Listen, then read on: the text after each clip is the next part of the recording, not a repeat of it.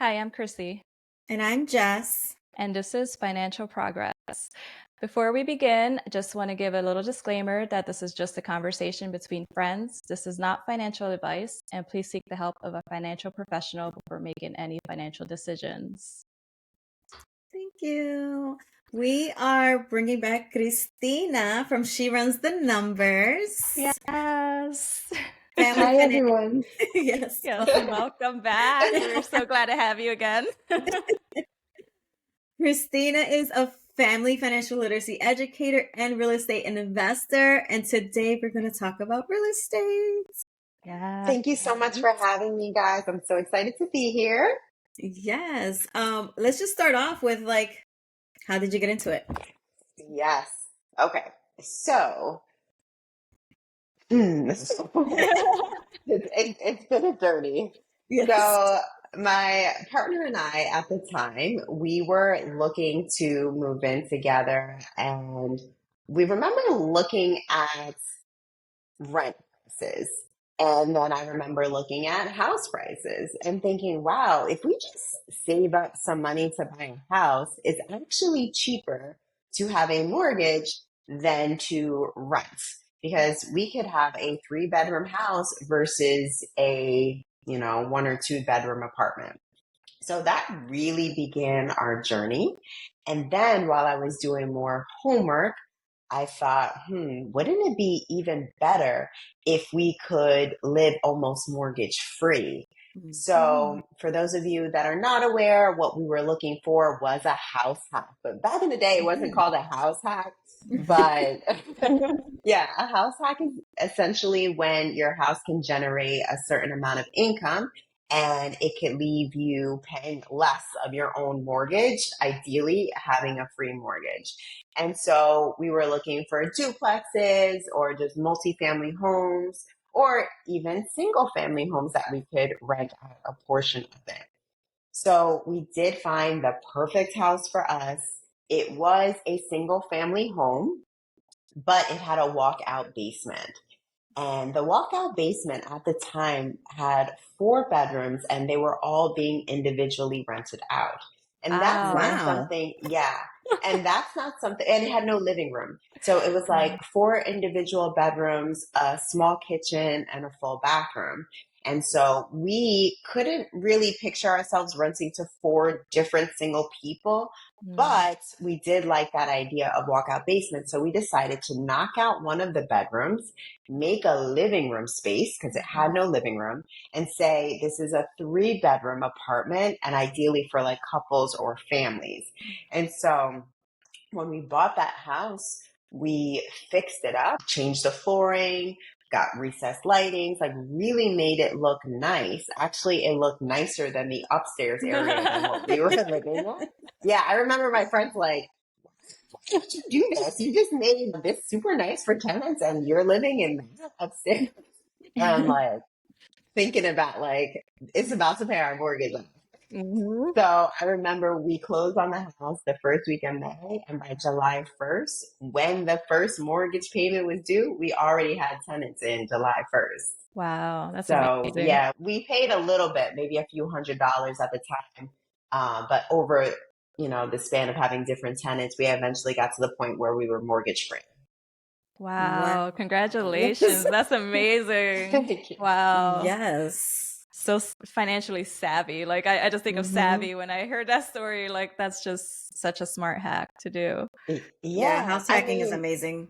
it Hmm. is. And till this day, when my friends tell me, how can I get started? What should I do? And I'm saying, house hack. Like, it doesn't matter. The times have changed, yes, but I would house hack. It could get a little bit harder now because a lot more Yeah. people want duplexes. Yes. So with you starting there, how did you continue?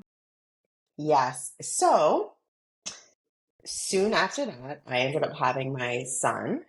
And we stayed there for about 2 more years until my son's running around. And, I kind of felt bad for the people downstairs. And I was just like, we really could get a bigger place for us.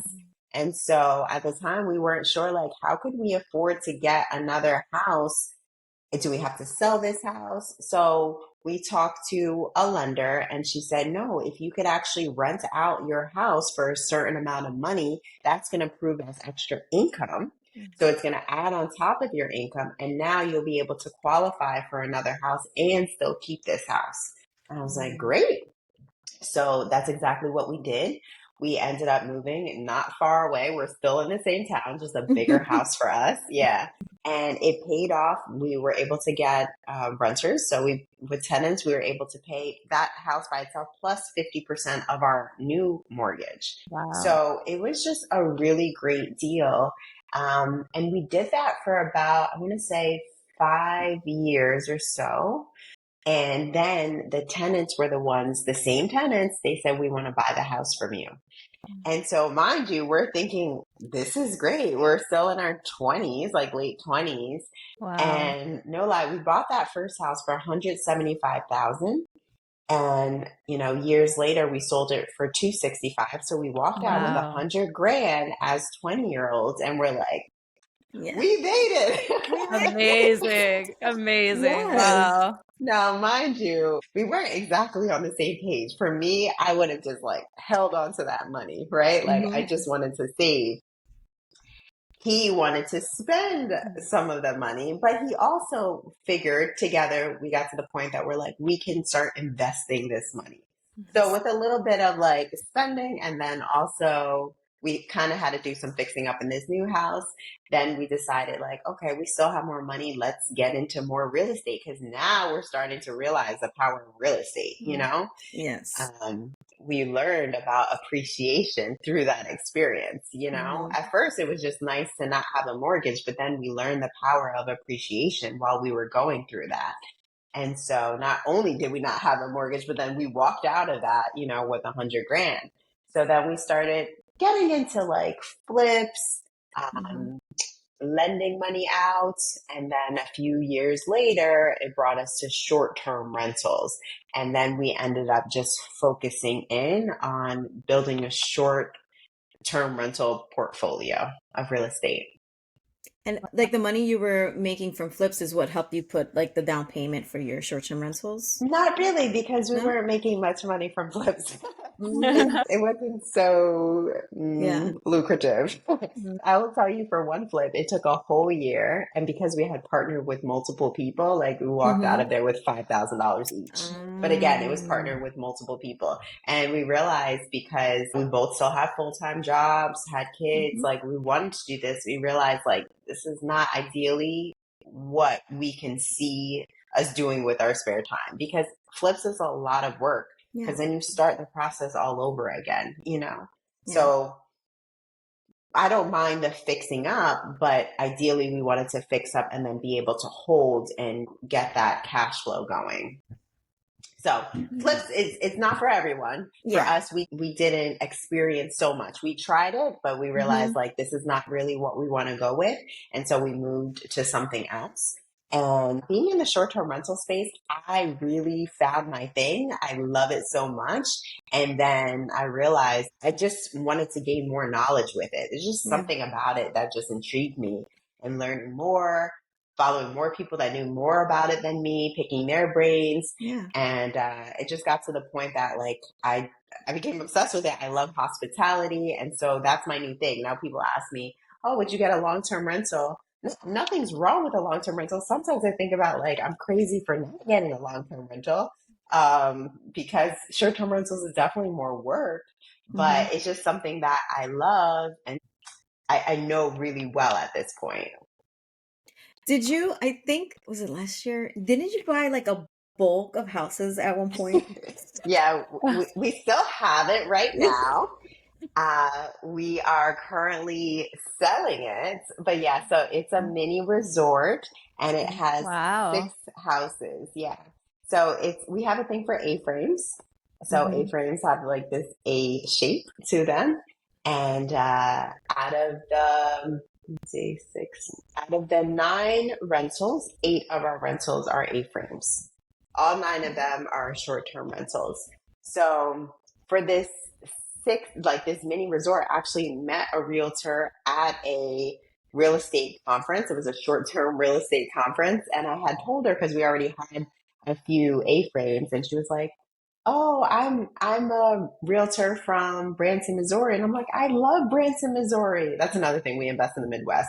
And I'm like, I love Branson, Missouri. I have a thing for A-frames over there. And she's like, really? I'm trying to sell, or she said, I just showed a client this mini resort of 6 A-frames.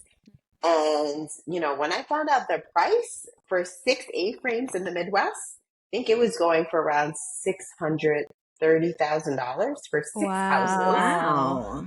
And they're not all tiny houses. Like one is a 3-bedroom, 3 of them are 2 bedrooms, And so it's also across the street from a marina that they do jet skis and stuff like that. It has an in-ground pool. It has a storage facility and laundry. Like, it's just so much. And I'm like, you don't get that around here. Not from where I am. And so we jumped on that. And I actually partnered with my mom on that deal too. Awesome. So, yeah. Are you sad that you're selling it, or is it like, yeah. Like, so she got a mini resort. Oh my gosh. I know, that's awesome. Yes. So we are selling it because we are going through a divorce. And it's just, part of the process. It had gotten me, not going to lie, I had gotten to the point, even in my own personal life, like, man, like, I built up all of this stuff, like the brains behind everything. Am I willing to give up all of this? And it got to the point that I was like, yes, I'm willing to give up everything. And it might take me more time to get to the point where I am, but I can do it all on my own. And so I felt confident, and, we agreed together, like, we need to sell this. And so I'm keeping the primary house, but there were some other agreements, compromises that we had to do. And part of that was selling this mini resort. So I am sad to see it go, but it has taught me a lot, and I'm ready for that next chapter. I'm so sorry for both. Sorry for your divorce, and sorry that you have to sell your mini resort. Yeah. Oh, man. Yeah. But definitely very sorry for everything you're experiencing and going through with that. You also you get to keep that knowledge, which is amazing. You know what I mean? And you could just replicate and do it again. Your story is just amazing and so inspiring. So what are some of the most valuable lessons you've learned in your real estate journey? Yeah, with real estate specifically, I feel like you have to be very confident with your numbers. You have to also be willing to take those risks. So there's nothing guaranteed. Sometimes when it comes to, let's say, the stock market has a history of, growing at a certain rate. And with real estate, it's a little bit tricky because depending on your location, and some people you may talk to say, oh, I made a killing in real estate, but they didn't tell you that they invested in 2008, 2009, 2010, And so it really depends on the timing of everything and your location, and really learning a lot. And also at the same time, this is like a multi-part answer, but you can't go with the flock. So in the short-term rental space, I've learned that a lot of times people tend to invest where they hear the buzz. So, oh, Atlanta's hot. Let me go buy in Atlanta, and so, or different areas. And then they end up getting burned. Maybe one, because they don't realize that they have to, not that they can't make money in a market like that, but you may have to set your house so different from the rest.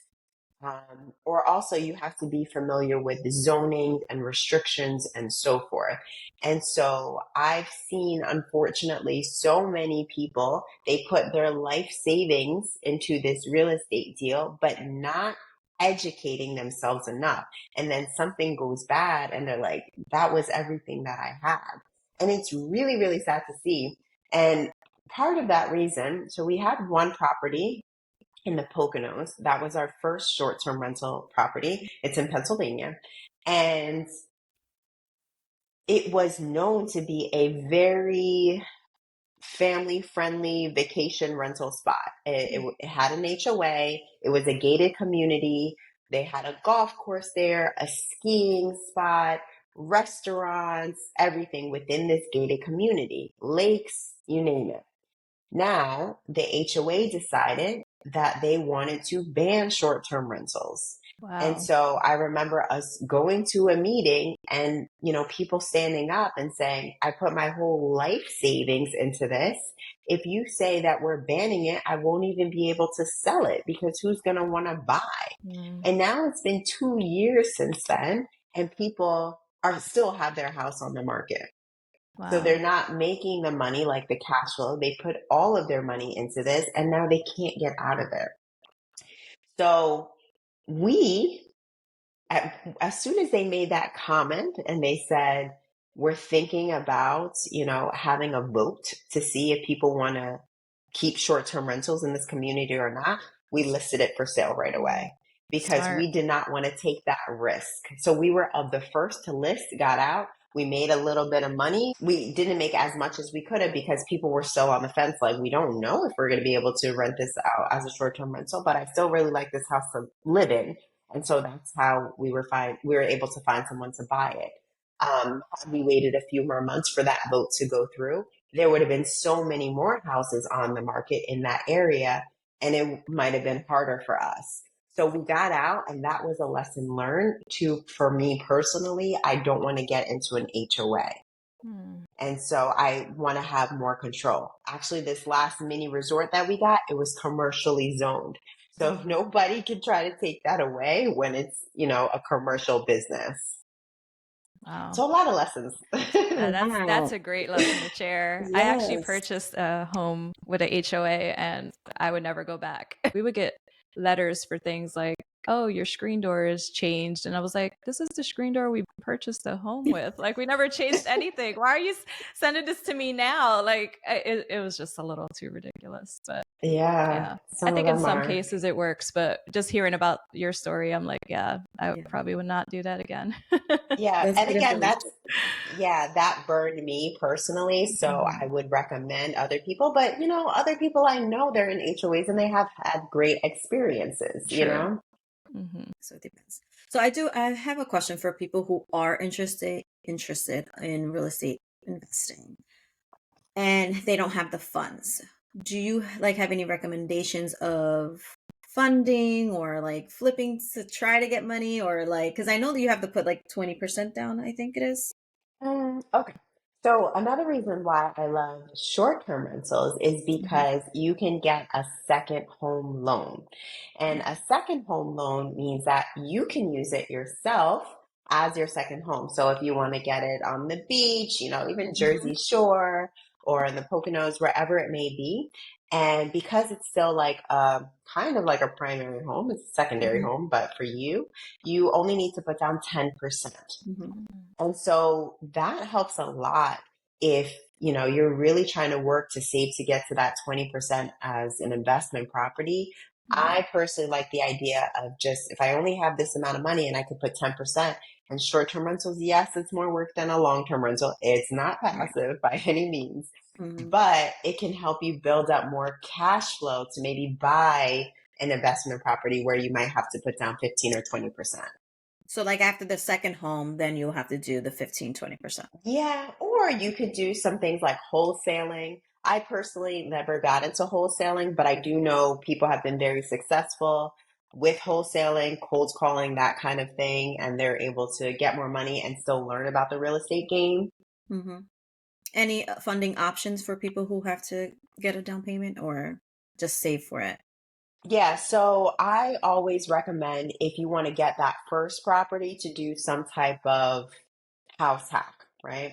Okay. And if you can get something even up to like a fourplex, a lot of times lenders will look at the other three properties. Let's say you want to get into a fourplex, they'll look at the other three properties and kind of take that into consideration. Like, this is going to be part of your income. And so you can qualify for something like that. So that's Right. one.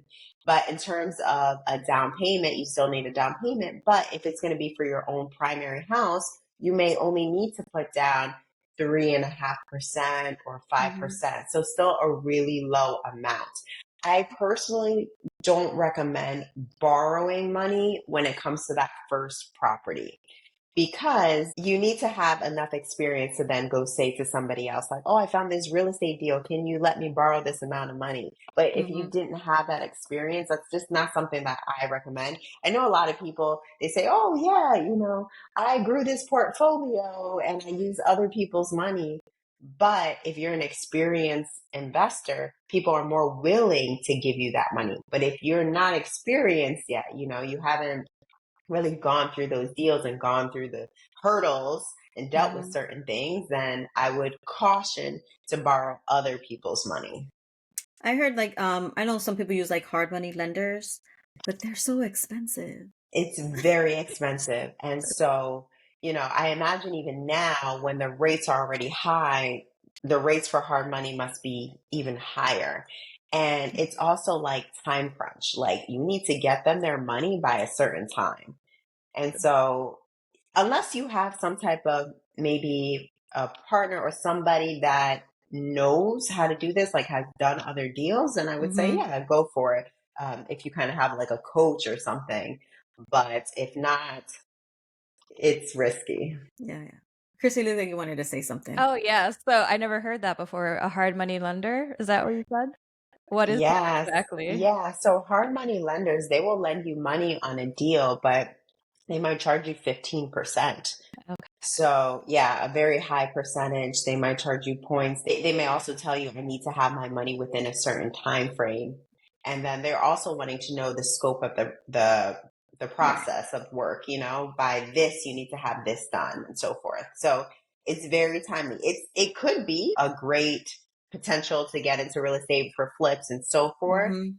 but I would really suggest that you have some type of coach or someone that knows what they're doing instead of just Yeah. going in when your loan is such a high interest rate. Yeah. And I guess those hard money lenders are investors, and that's why they charge so much. That's my Yes, assumption. yes, Yeah. yes, Yeah. So what are some common mistakes you see new investors make, and how can they avoid them? yes. So I've seen that sometimes people just want to get into a deal to get into a deal, and they're not actually analyzing it the way they should. So Mm. many times, even now, I'm looking at duplexes go for sale, and I'm like, they're not even going to be cash flowing with this kind of money that they're going above Mhm. the asking price. And I'm like, there's no way. But sometimes people just want to get into the deal. But also people have different views of how they want to use their real estate. Maybe they don't care for cash flow, but they care for appreciation. Or maybe they're trying to offset tax purposes. So it really depends what you're looking for. Another thing that I've seen in the short term rental space is people will ask, when can I get after they bought their house and after they listed on Airbnb, that I've seen posts about this. When can I get my initial investment back? And I'm looking at the computer or my phone like, wouldn't you have calculated this before you got started? Mhm. And so, yeah. Or also like, it's a really slow month and they're not preparing themselves, because when it comes to the short term rental space, you have to think about, what are you comfortable with? Are you comfortable with getting paid every month? Let's say if I'm going to use the Poconos example again, because the Poconos is a 4-season vacation rental. People will come to the Poconos every season. But if you're in the beaches of Florida, maybe 75 to 80% of the time are people going, and you may have a few months where it's just dead. So what are you comfortable with? They might make the same amount of money. They might gross the same amount depending on the house. But are you comfortable like getting zero payment for a period of 2 months, right? And so that's another question you have to ask yourself. But again, all of this comes with the preparation and educating yourself before you get that deal. Yeah. If you can go back and do something differently in your journey, what would you do? Yes, great question. So I love the question because I feel like I am starting over in my journey. So I know exactly what I want to do. And Okay. so when it comes to real estate, I have experience of having a tiny house and I have experience of having everything in between up until like a large 4-bedroom new construction home. And I will say the tiny house always wins. And so, yes, I love it because one, couples or single people are always traveling. And so you have a higher occupancy. You don't have the wear and tear like a large 3-bedroom house might have with kids and families. So yes, you have a higher occupancy. You have less wear and tear. People are not even using your kitchen mostly because couples are always like out and about, you know? It's more like the families that want to cook and stay inside, right? When you have kids and so forth, the Airbnbs. Another thing, utilities are so much cheaper. It's not even proportional. It's just way cheaper when you have a smaller house. And for example, for our tiny house, I leave the AC, it's in Missouri. I leave the AC blasting every day, all summer long, because the heat over there is something else, over 100 degrees. And my bill doesn't hit more than $100, you know, and because it's such a tiny space versus trying to heat or have air in the larger homes that have the higher ceilings and so forth. So for me, it's always a win when you get the smaller houses. So for me, that's my plan. When we sell this mini resort, I already know I'm going to get a tiny house in this area. Tiny houses. Yeah. And do you have like specific areas that you were thinking of? Yeah. So right now, all the properties are in the Midwest. We have all but one in Missouri. That other one is in Wisconsin. But personally, I think it would be easier for me starting back up again to have it in my area. So either New York, Pennsylvania, Jersey, somewhere within like at least like a 4-hour max I have to drive. Yeah. I did want to ask if you had any recommendations for people starting out in real estate. Yes. So depending on what you're doing, I would definitely listen to podcasts, educating yourself. I would join Facebook groups for real estate. Bigger Pockets is like the go-to. And even under Bigger Pockets, there's different podcasts to listen to. So maybe a general one for real estate. There's one on short-term rentals specifically. So really, you know, just listening to other people. Also, like on these Facebook groups, people are always talking about their problems and then people are giving solutions. So like you get so much insight. Like, oh, okay, I know not to do this because people are always sharing. Which is good. Yeah, actually, it just brings me to something. So we maybe have an offer for this mini resort, but they're interested in buying via seller financing. Now that's something I have heard of. I've listened on podcasts. I have a general idea of seller financing, but I'm not too versed in it. So what did I do? I went to the Bigger Pockets Facebook group and I said, can I pick anyone's brain on seller financing? That's awesome. Yes, and people are willing to share and send me a DM, and then I can ask people questions. Well, now you got me curious. What is seller financing? Yeah, so seller financing would basically be like we are the bank. So sometimes people want to get into a deal, but because their debt to income ratio could affect it, like they might not be qualified under a bank. And so they pretty much will take over our mortgage. Like they'll pay the payments, they'll give a down payment, but like directly to us. So we become the bank. So let's say if I hold a 4% interest rate, but I might tell them, no, I'm selling this house because the interest rates are higher. I'm going to sell it at this amount for 6%. And you have to give me a down payment of 20%. So it's really, essentially, it's like you become the bank. Interesting. Yeah, you could do it through the lender. So you could call your lender. But a lot of times from what I'm learning is a true seller financing deal is when you become the bank and you still pay your payments, right? but they're taking over the payments. It's a risk though, because it sounds It like you is. have to trust them. It is a risk, and there's lawyers involved. So you have to have everything. There's still real estate lawyers that you write up everything. Absolutely. So with the properties being like a far distance away, what type of maintenance do you do for the properties? And like, do you have like a service come in to clean? And like, what does the cost range in that? Yeah. So I tell my cleaning team as soon as I hire them that they are my eyes at the property. Mhm. Like, you guys are my eyes. I am not there. I'm far away. So I need to see pictures after every cleaning. And the minute that a guest might say, oh, this is dirty, like, that's already a flag for me. So now I'm starting to question. I don't let them go too long. Sometimes, guests can just complain, but if you notice a pattern for a little bit, like, you want to be on it, you might have to let them go and then go with a new cleaning team. But really, my cleaning team is my eyes. And so I say that because they're going to notice, like, I had an issue with the toilet, like the handle's not working, right? The cleaning team should be the ones to tell me, not multiple guests telling me this, right? And so the best situation is when the cleaning team has a relationship with my handyman and then can call my handyman and say, this needs to be fixed, and then lets me know, like, just a heads up, this needs to be fixed, this has to be switched out, or so forth. That's ideal. And believe it or not, in a lot of these vacation rental areas, a lot of them are husband wife.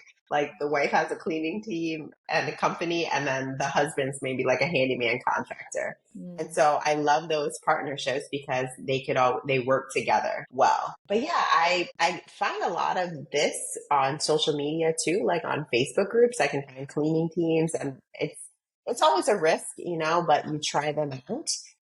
It doesn't matter if it's 1,000 miles away, or even when I have my long-term rental 5 minutes away, because if somebody calls me with a toilet problem, like, I'm not fixing it regardless, So I have to call somebody. Yes. And so that's why, to me, it doesn't really matter. But I will say the dollar goes a lot further when we're investing in the Midwest. Interesting. Yeah.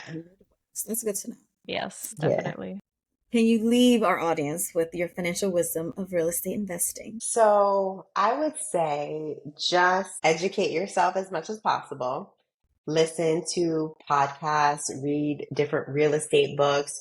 Really find what your niche is. With real estate, there's so many different ways to make money, whether it's flips or wholesaling, short-term rentals, even arbitrage, which is essentially subleasing, a place to be able to rent it out on Airbnb.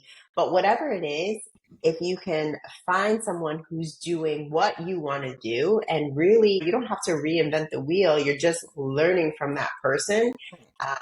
Yeah, I think that is key. Awesome. Love that Thank you piece so of much. wisdom. Yes. Thank you again, Christina, for being on our show. We really appreciate you and your time. Thank you to everyone for listening, and we will see you soon on Financial Progress Podcast. And Christina, just one more time, can you share where we can find you? Yes, I'm mostly on Instagram. You can find me. My handle is She Runs the Numbers. And so you'll see me talking about real estate here and there, maybe financial literacy education. So definitely shoot me a message if you have any questions. Amazing. Thank you so much. Thank you for having me. Thanks again. All right. Until next time, talk to you soon. Bye.